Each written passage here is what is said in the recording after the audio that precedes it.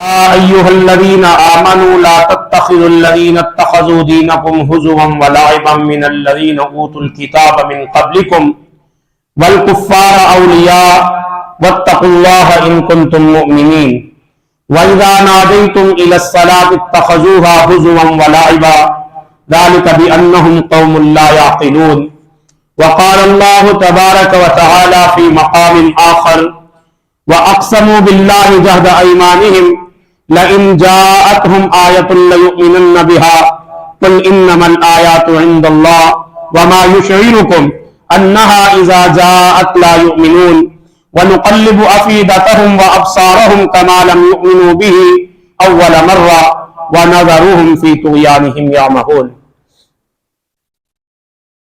ہر قسم کی حمد و ثنا اللہ رب العالمین کے واسطے ہے۔ درود و سلام پیارے پیغمبر جناب محمد الرسول اللہ صلی اللہ علیہ وسلم کی ذات اقدس و مقدس کے لیے۔ پچھلی آیات کے اندر اللہ رب العالمین نے فرمایا تھا کہ یہود و نصارہ کو اپنا دوست نہ بناؤ، اور اہل ایمان کی دوستی اللہ تعالیٰ سے، اس کے نبی سے اور ایمان والوں سے ہونی چاہیے۔ یہی دوستی کامیابی کا معیار ہے۔ یہود و نصارہ سے دوستی نہیں ہونی چاہیے۔ اگلی آیات میں بھی اللہ تبارک و تعالیٰ نے اسی حکم کی تاکید فرمائی ہے کہ یا ایھا الذین آمنوا، اے وہ لوگوں جو ایمان لائے ہو، لا تتخذوا الذین اتخذوا دینکم ہزوا ولعبا، جن لوگوں نے تمہارے دین کو کھیل تماشا اور مذاق بنا رکھا ہے ان کے ساتھ تم دوستیاں نہ کرو۔ اوتوا الکتاب من قبلکم والکفار اولیاء، ان میں سے کچھ لوگ وہ ہیں جو کہ مشرک ہیں اور کچھ لوگ وہ ہیں جو اہل کتاب ہیں۔ اہل کتاب سے مراد یہود و نصارہ ہے، اور مشرکوں سے مراد، کافروں سے مراد وہ مشرکین مکہ ہیں۔ ان کے ساتھ اس لیے دوستی نہیں کرنی کیونکہ انہوں نے دین اسلام کو کھیل تماشا اور مذاق سمجھا ہوا ہے۔ یہ اللہ اور اس کے رسول کو اپنا دوست نہیں سمجھتے بلکہ اپنا دشمن سمجھتے ہیں۔ تو پھر اللہ تبارک و تعالیٰ نے بھی اہل ایمان کو یہ تاکیدی حکم دوبارہ سے دہرایا ہے۔ اس سے آگے اللہ رب العالمین نے فرمایا کہ جب نماز کا وقت ہو جائے اور منادی کرنے والا یعنی آذان کہنے والا آذان کہے تو اس وقت بھی یہ لوگ کھیل اور تماشا سمجھتے ہیں، یعنی آذان کا بھی مذاق اڑاتے ہیں۔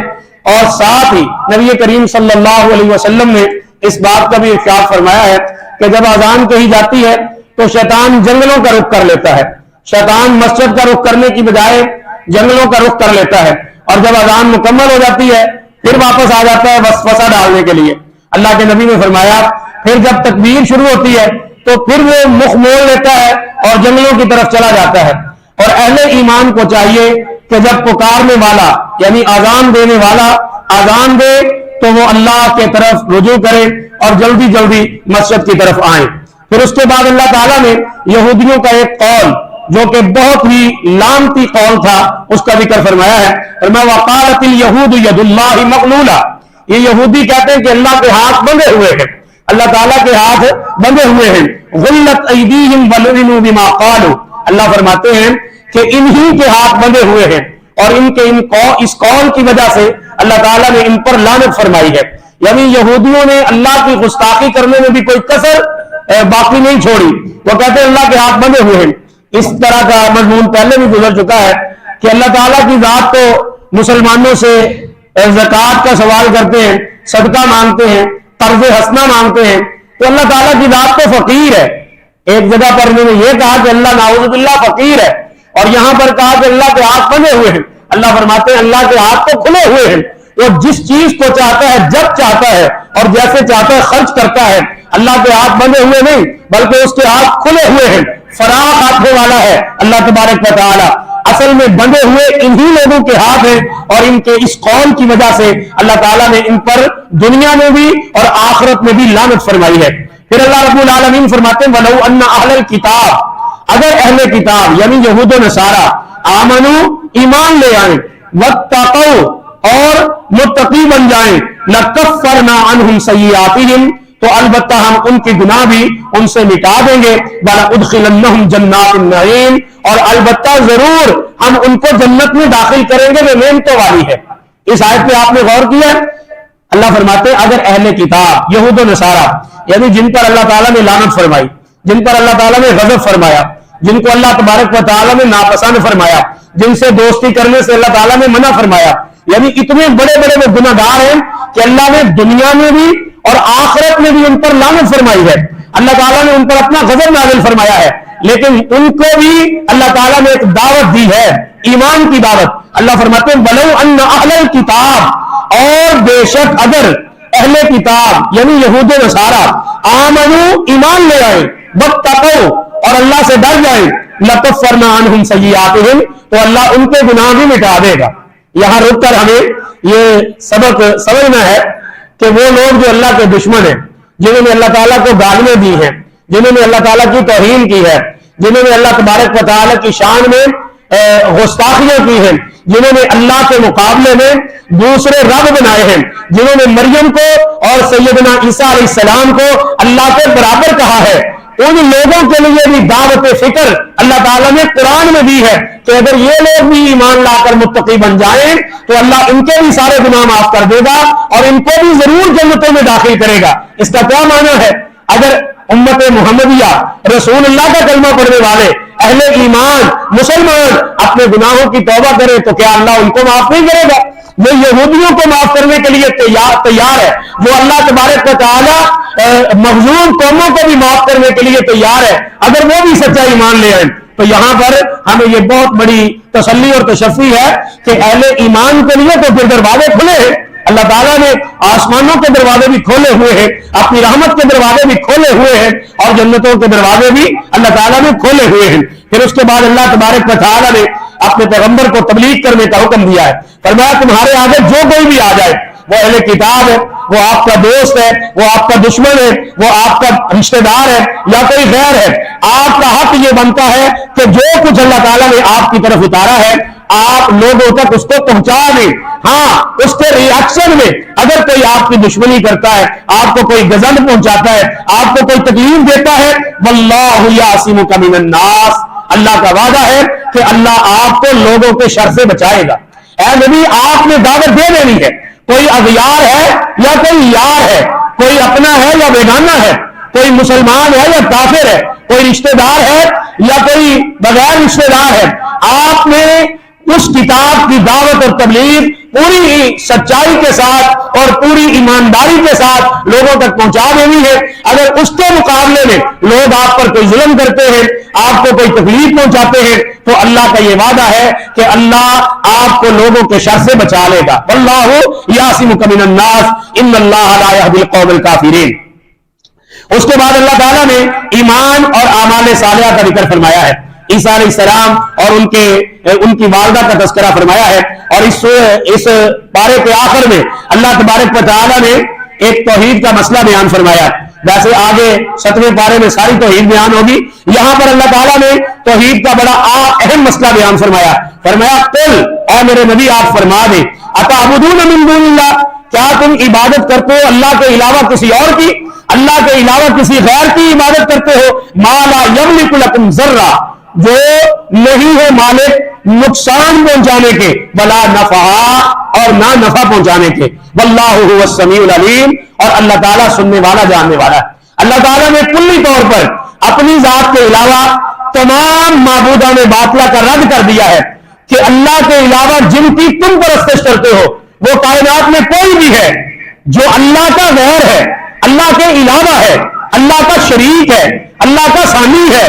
اللہ کو چھوڑ کر جتنے بھی معبود باطل ہیں جن کی تم عبادت کرتے ہو, اللہ فرماتے ہیں وہ سارے کے سارے نہ تو تمہارے نفع کے مالک ہے اور نہ تمہارے نقصان کے مالک ہے. یہاں پر تو یہ فرمایا نا وہ تمہارے نفع نقصان کے مالک نہیں, ایک جگہ پہ فرمایا وہ تو اپنے نفع نقصان کے بھی مالک نہیں, یعنی جن کو تم پوج رہے ہو اللہ کا شریک بنا کر وہ اپنے نفع نقصان کے, اپنی ذات کے نفع نقصان کے بھی مالک نہیں. سورہ یونس میں رسول اللہ صلی اللہ علیہ وسلم کے بارے میں فرمایا, اللہ کے نبی فرماتے ہیں انی لا املک, میں بھی مالک نہیں ہوں اپنی جان کے نفع نقصان کا. یعنی رسول اللہ کی ذات آپ صلی اللہ علیہ وسلم کی شخصیت اللہ کے بعد سب سے بلند اور سب سے اعلیٰ ہے.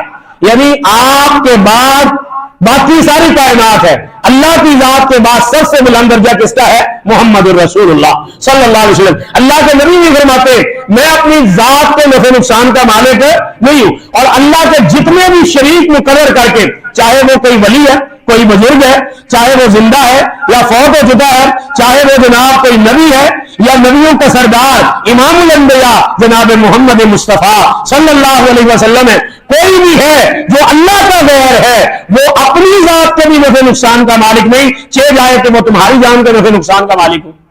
نفع نقصان کا مالک کون ہے؟ اللہ تبارک و تعالیٰ. تو یہ توحید کا بڑا اہم مسئلہ اللہ تبارک و تعالیٰ نے یہاں پر بیان فرمایا. اس کے بعد اہل کتاب کے غلو کا تذکرہ فرمایا.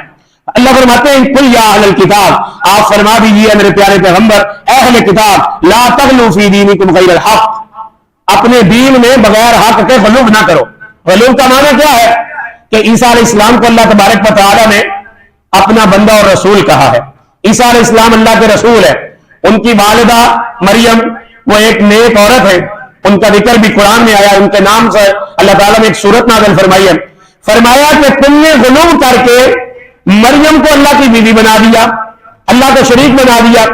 دین میں بغیر حق کے غلو کر کے عیسیٰ علیہ السلام کو اللہ کے ساتھ کھڑا کر دیا اور کہا کہ ان اللہ ثالث ثلاثہ، یہ تین میں سے تیسرا ہے.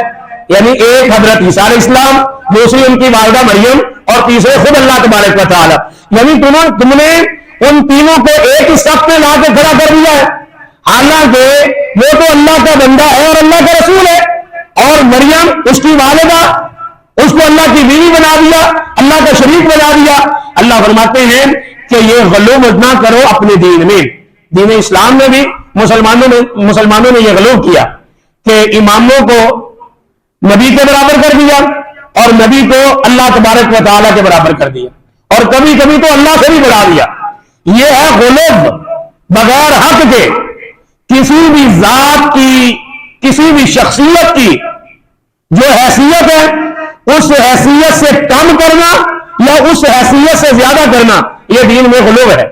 اور غلو سے بچنے کا اللہ تبارک و تعالیٰ نے اہل کتاب کو، یہود و نصارہ کو بھی حکم دیا تھا. اس بارے کے آخر میں اللہ تبارک و تعالیٰ نے فرمایا عیسائی دوستی کے اعتبار سے مسلمانوں کے قریب ہیں یہود کے مقابلے میں. یہودی تو مسلمانوں کے پکے دشمن ہیں، لیکن عیسائی جو ہیں وہ نرم گوشہ رکھتے ہیں. اور عیسائیوں میں عفو و درگزری کی تعلیم ہے. ان کی جو انجیل کتاب ہے اس میں یہ بھی لکھا ہوا ہے کہ کوئی تمہارے چہرے پر تھپڑ مارتا ہے تو دوسرا رخسار بھی اس کے سامنے کر دو اور خود اس سے لڑائی اور جھگڑا نہ کرو. عفو و درگزری کی وجہ سے وہ مسلمانوں سے دوستی میں قریب ہے، لیکن اس کا معنی یہ نہیں. مفسرین نے لکھا ہے بہرحال وہ دشمن ہے، مسلمانوں کے دشمن ہے، اور موجودہ دور کے اندر وہ یہود کے ساتھ مل کر کئی برسوں سے، کئی دہائیوں سے اسلام کی دشمنی کر رہے ہیں.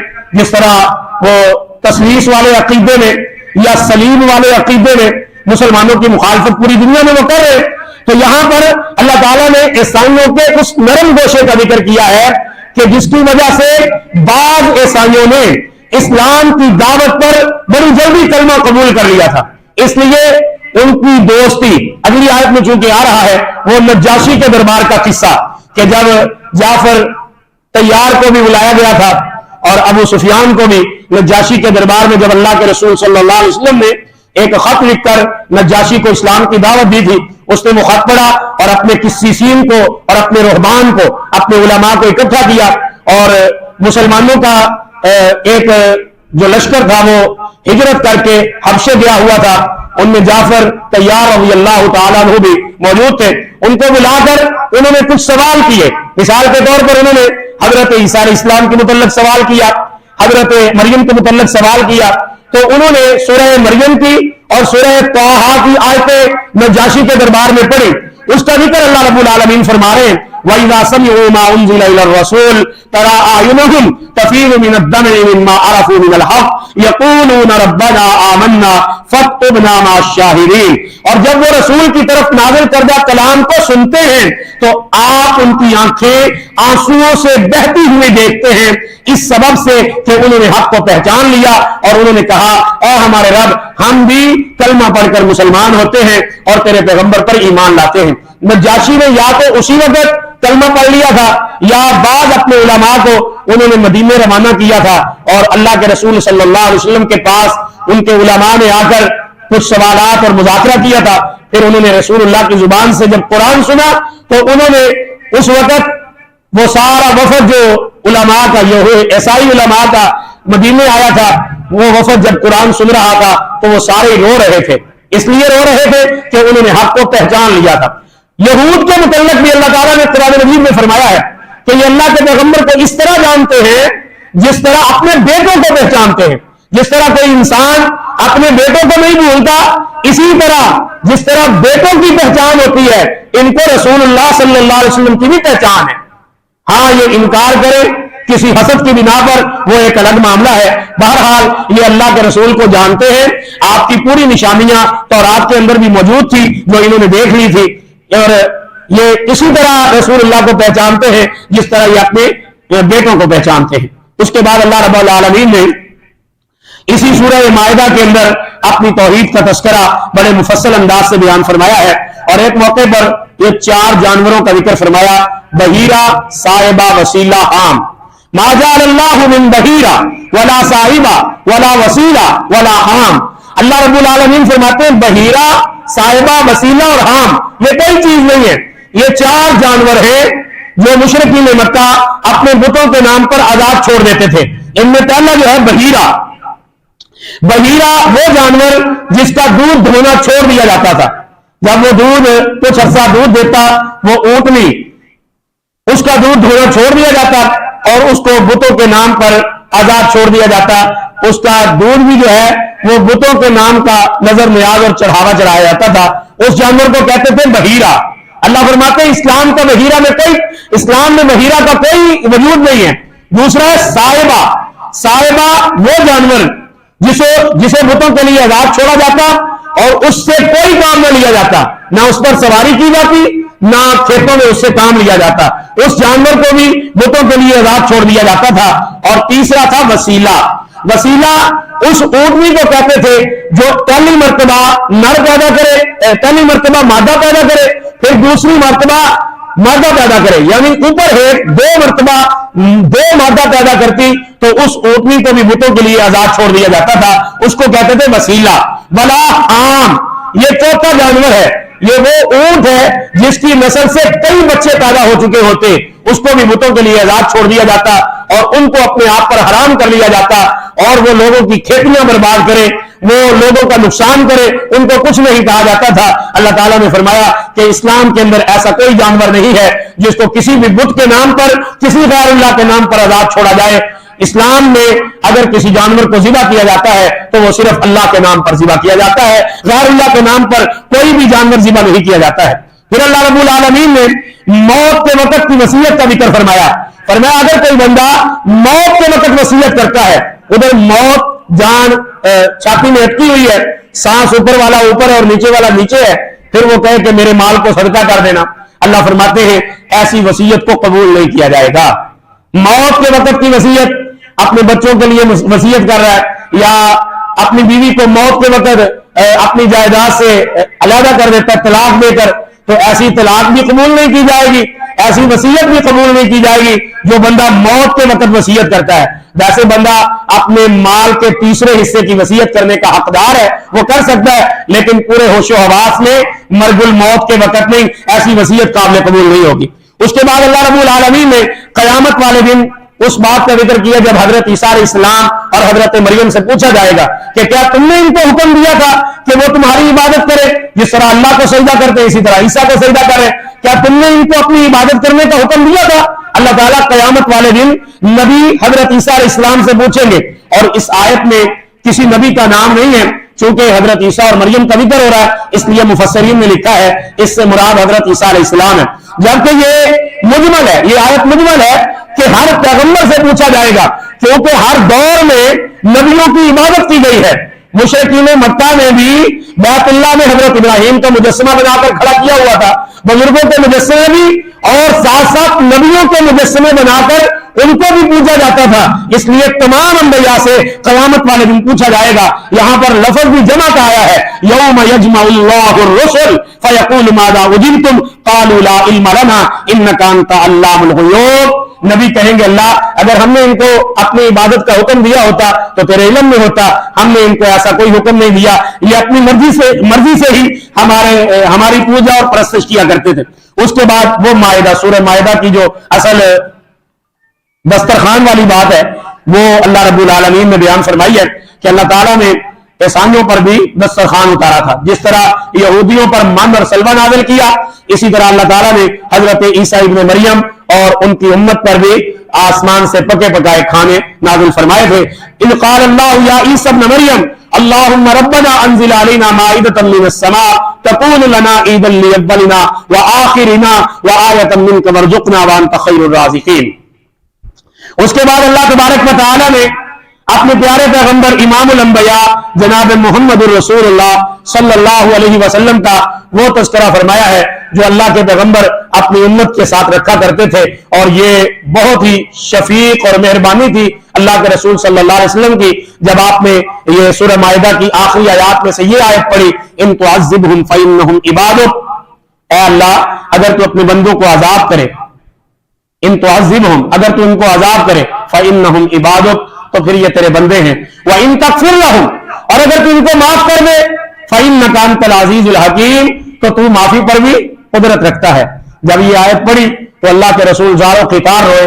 اللہ تبارک و تعالی نے اپنے پیغمبر کے اس رونے کا ذکر فرمایا ہے جو امت کے لیے اللہ کے رسول صلی اللہ علیہ وسلم, ویسے ہر موقع پر نبی پاک صلی اللہ علیہ وسلم نے امت کی فکر کی ہے, لیکن اس موقع پر کیونکہ دوسرے نبیوں نے اپنی امتوں کے لیے بد دعائیں کی, حضرت نوح علیہ السلام نے بھی اپنی امت کے لیے بد دعا فرمائی, حضرت ابراہیم علیہ السلام نے بھی, حضرت لوط علیہ السلام نے بھی, حضرت یونس علیہ السلام نے بھی, ان انبیاء نے اپنی اپنی امتوں کے شکوے کیے اور ان کے حق میں بد دعا فرمائی, لیکن اللہ کے پیارے پیغمبر علیہ السلام نے ایسا کوئی لفظ بھی نہیں فرمایا, اور بلکہ یہ کہا اللہ یہ تیرے بندے ہیں, اگر تو ان کو عذاب کرے تو تیرا اختیار ہے, لیکن اگر تو ان کو معاف کر دے تو اس بات پر بھی قادر ہے, معاف بھی کر سکتا ہے, عذاب بھی کر سکتا ہے.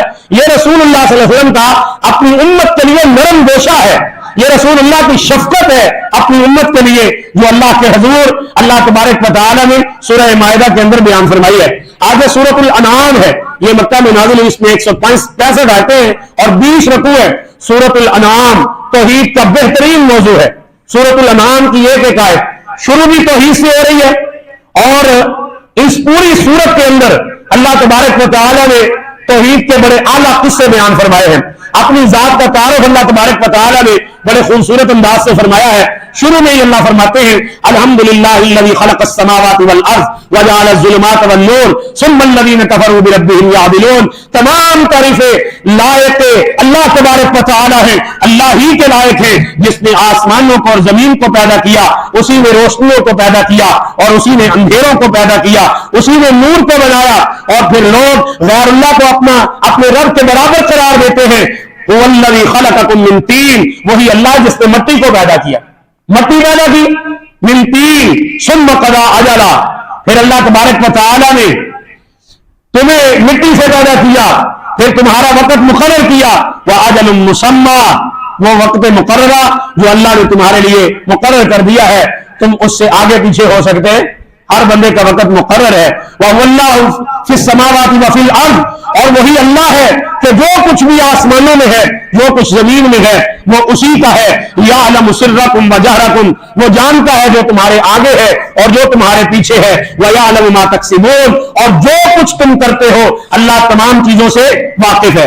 توحید کے اس درس کے ساتھ اللہ تبارک و تعالی نے اپنے پیارے پیغمبر کا ذکر فرمایا وَإِن يَمْسَسْكَ اللَّهُ بِضُرٍّ فَلَا كَاشِفَ لَهُ إِلَّا هُوَ, اے میرے پیارے پیغمبر محمد رسول اللہ صلی اللہ علیہ وسلم, وَإِن يَمْسَسْكَ اللَّهُ, اگر آپ کو بھی اللہ تبارک و تعالیٰ کوئی نقصان پہنچائے, بِضُرٍّ فَلَا كَاشِفَ لَهُ, کوئی ہے جو آپ کا نقصان اور آپ کی تکلیف دور کر دے, کوئی ہے میرے پیارے پیغمبر, اگر اللہ آپ کو پکڑ لے, کسی تکلیف سے مبتلا کرے, کوئی مصیبت اور کوئی پریشانی آپ پر مسلط کرے, فَلَا كَاشِفَ لَهُ, کیا کوئی ہے جو آپ کی اس تکلیف کو دور کر دے؟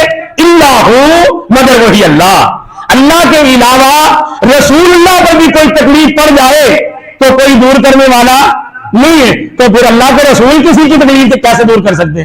یہ سبق اللہ تبارک و تعالی نے بیان فرمایا ہے کہ اختیارات کا تمام تر اختیارات کا مالک صرف اور صرف اللہ تبارک و تعالی ہے.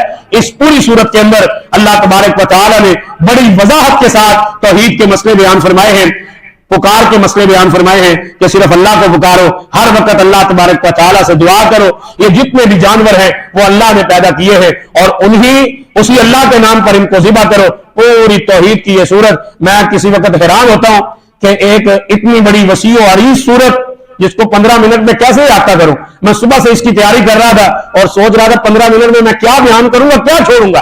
بہرحال دعا کریں اللہ تبارک و تعالی ہمیں سمجھنے کی توفیق عطا فرمائے. آپ نے سورۃ الانعام آج سنی ہے, اگر وقت ملے, کیونکہ رمضان المبارک میں تو ویسے بھی قرآن پڑھنا ہوتا ہے, اس سورت کو ترجمے کے ساتھ پڑھیں, اللہ کی قسم بڑا مزہ آئے گا. اللہ کی ذات کا تعارف ہوگا, اللہ کی پہچان ہوگی. اپنے خالق کو پہچاننے کے لیے سورۃ الانعام کو ترجمے کے ساتھ پڑھیں. اللہ تعالیٰ مجھے اور آپ کو توفیق عطا فرمائے. وآخر دعوانا ان الحمد للہ رب العالمین.